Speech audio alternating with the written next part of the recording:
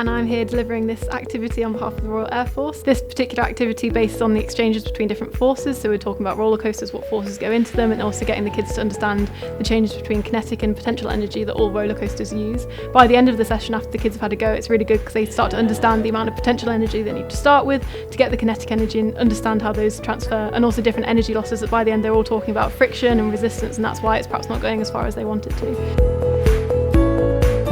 So the first stage is the designing stage, and at this point you want to give them the sheet that they're going to be designing on and then leave them to it a little bit, but go around and make sure they're focused on designing and not just playing with the stuff.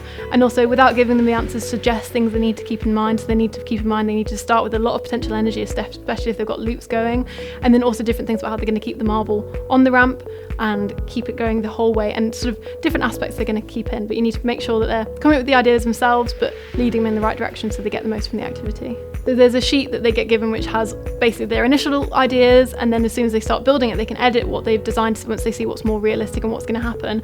And then finally, I know the kids we had today, they changed their ideas about 4 or 5 times of what they found was realistic and what they could do. So by the end they'll have a really different roller coaster than they started with, but they'll understand a lot more why they couldn't do the things they planned to in the first one. So it's really nice to see like development of understanding of the energies as well. Yeah, so initially the key is keeping them focused on designing it and not running away straight with all the equipment. Get them to discuss in their groups and get them to transfer that into a sketch on the paper, because that's the best way they're going to learn that what they initially want to do doesn't necessarily work without just jumping straight into the materials and going crazy trying to make the first roller coaster. So we gave the teams, each got I think 8 pieces of foam tubing, they got a tube of masking tape, a pack of blue tack, and about 30 cocktail sticks is what they gave them to start off with, and they all seem to use that really well. They also get a plastic cup because that's one of the things they get points for, is landing it in the cup.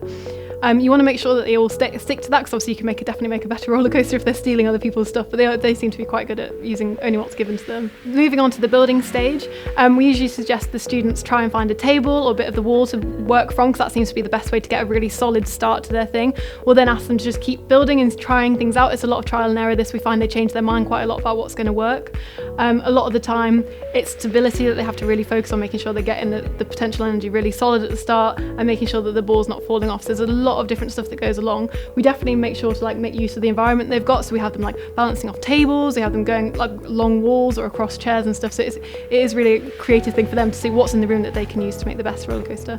They're really eager and they all get to it straight away, and they seem to be pretty good. We had one which was really nice and they were split up along the length of the roller coaster, so if there's a team that's struggling, perhaps suggest that they have a couple of members at each point, and so that they can make sure each bit's working perfectly, and that worked really well. They had a really good roller coaster by the end, even there was some competition between groups and they'd be like, oh, stop copying ours and stuff, which was nice. It made everyone a bit competitive to make sure they wanted the best roller coaster. Usually the groups that finish first have not been super ambitious with what they've done, so I'll be like, oh, so you've got a long stretch here, could you add in a loop or could you add in a jump here instead?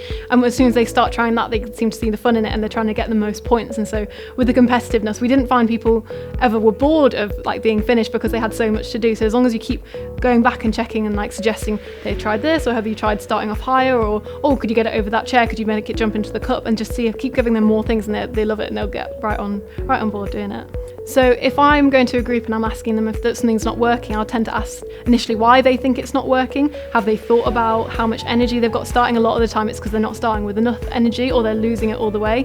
And as soon as you start introducing those ideas, they seem pretty interested and they kind of start to build from it. So as soon as we got everyone listening up, what we did is we asked if anyone wanted to volunteer to go first. And then just as a bit of fun for the kids, does your roller coaster have a name? Do you want to tell us anything about it? Is it in a certain place or anything? Because it's telling a story. Everyone loves that a bit. And then we get everyone to watch, gather around, and we do a couple of runs so they get the best choice, and then tot up all the scores. And the way we did it with ours is we had 2 groups which were really close together, so we did everyone's and we gave them 2 minutes to reassess their design, make any perfections they needed to, and then did another competition, and that way you get a winner, because just having a winner is seems like the motivation of the whole thing. But they seem to really enjoy that, especially having the names for the stuff as well.